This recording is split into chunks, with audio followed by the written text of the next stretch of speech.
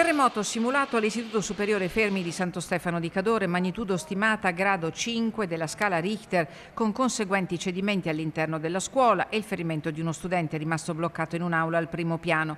Un altro giovane è ferito ad un braccio.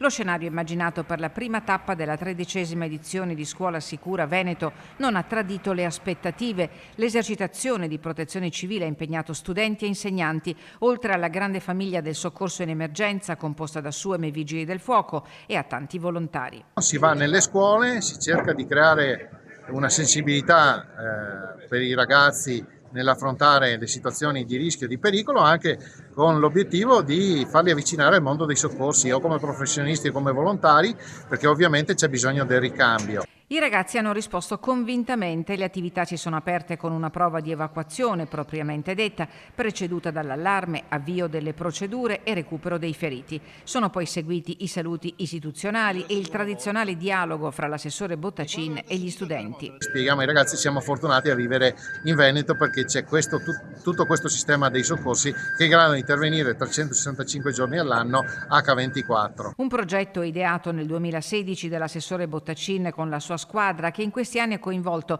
90.000 studenti in tutto il Veneto e quasi 80 istituti superiori.